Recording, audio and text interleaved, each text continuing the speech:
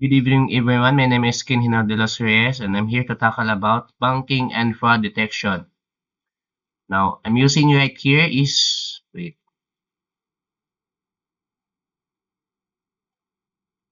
Now, I'm using a C program that simulates banking system that process transactions while checking for high-risk account, VIP status, and suspicious transactions. It also displays the account balance in different numerical formats such as decimal, binary, hexadecimal. So, let's break it down. First, here, we use a library IO stream for input and output operations, set for to store unique accounts IDs and hierarchies, and then byset to represent binary numbers in here, and then IO manip to format an output such setting precision for currency. Now, in these functions, the display balance conversation functions to display account balance in different number system. Converts converts the balance to an integer and then display the balance to decimal, binary, and hexadecimal. Now, in here, this uses 16-bit set to display a 16-bit binary representation. And then hex decimals outputs the balance in hexadecimals. Index reset back to decimals. Now, in this in this line of code, is use functions to check if an account is high risk. So check if an account is high risk or not. Then return if the account is an high risk. Now these lines of code also checks if an account is VIP. Then return if the account is VIP. And then this line of code it is a functions to detect suspicious transactions. Then, if a transaction is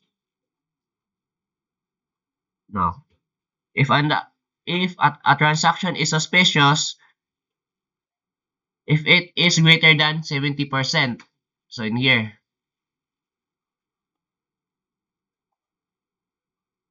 then the process transactions, which is this line of code.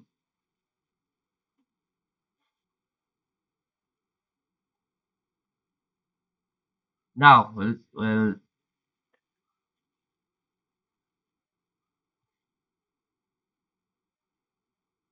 now this line of code, if an high risk account is transactions is immediately denied.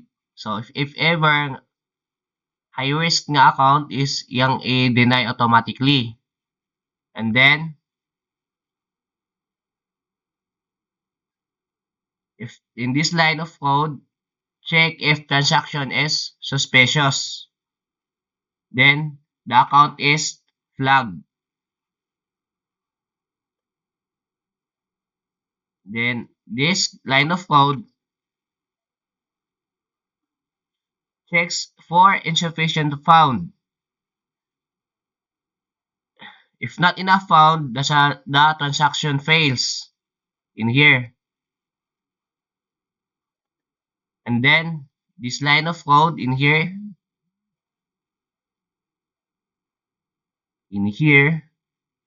check if the balance and amount. Then it displays the transaction if successful.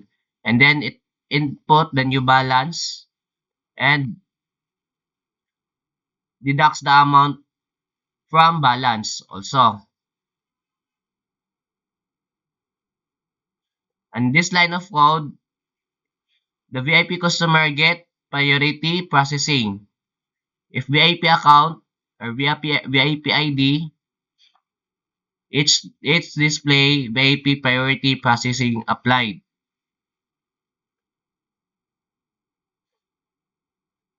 Now,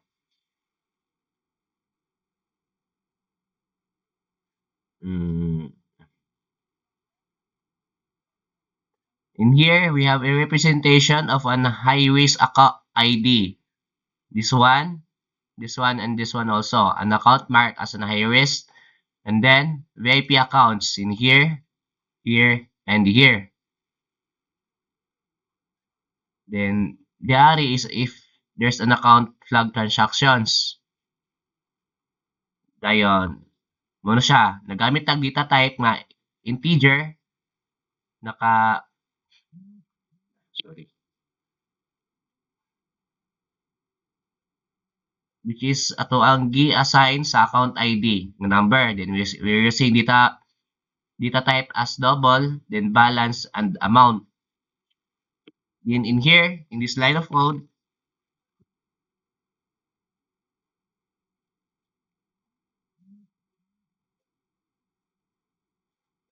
here in this line of code is mo see out siya or inigura mo sa code, mangayo siya sa imong account ID, and then iyang store ang account nga ID, iyang store dari, which is the account. Then,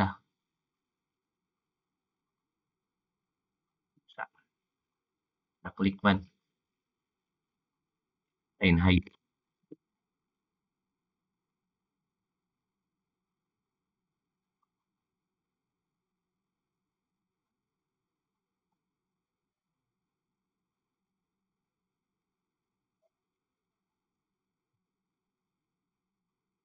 Pero sorry. Now, in this code, mangayo siya sa imong current balance. And then, imong i-input nga balance is store niya dari nga balance nga data type nga double. And then, also, mangayo po siya sa transactions amount. And if ever, mag-input na kag amount, is store po niya di ari nga amount, which is na siya sa double data type. And then, process transactions.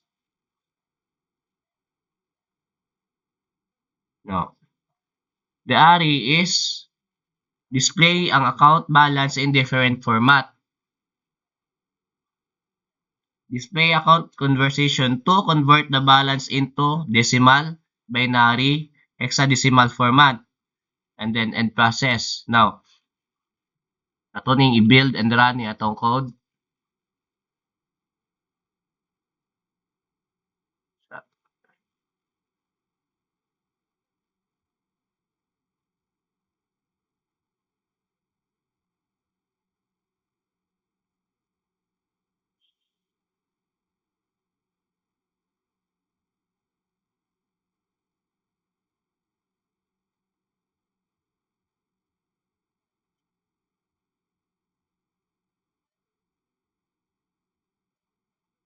So in here, sorry, medyo lag.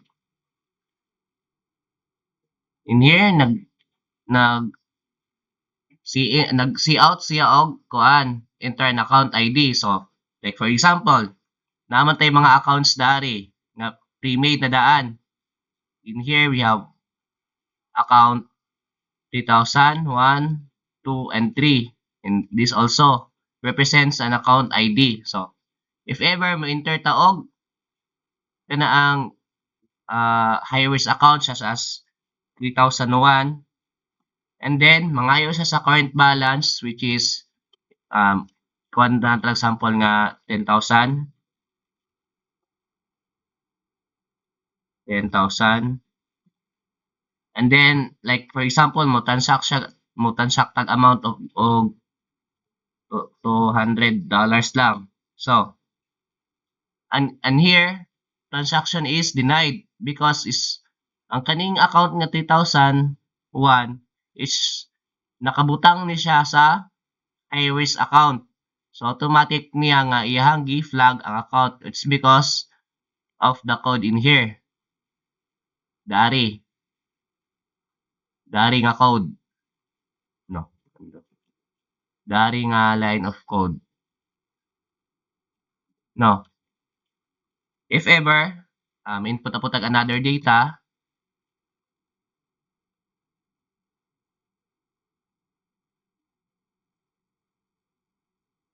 Siya, lagi kayo. In here, may input na po tag lain data nga account, which is VIP account, such as si 1,001. And then, may enter tag account nga balance nga another na po 10,000. And then, mo transact lang tag at least 1,000. So, in here, we have transaction successful. Then, print siya sa new balance, which is 9,000. It's because ang amount nga 10,000 gididakan sa 1,000 nga imong gitransact. So, ang output niya is the 9,000. And then, ang iyang message is here. VIP priority process is applied. So, muna siya kaning line of code which is in here. This will only run if an account is VIP. If dili siya VIP, dili po ni siya mo run. Purpose lang ng amin niya is ang target lang ani nga code is for the VIP. And then another is random. Run tag random account. So in here we have build, run na pod. And then like random lang. Then balance tag 10,000. And then the amount of 1,000 lang. So as you can see, transaction successful yapon siya. It's because nga kani nga account bisan pag random ni wala man guni siya na flag as unrest account or high risk account. Ang iha gibad lang sa high risk account is the account 2001, 2005 and 2010. So ang niyang and furthermore, gi-display niya ang decimal nga value sa 10,000, and this is also a 9,000 in binary code and a 9,000 in hexadecimal code. So, mao na to. Thank you.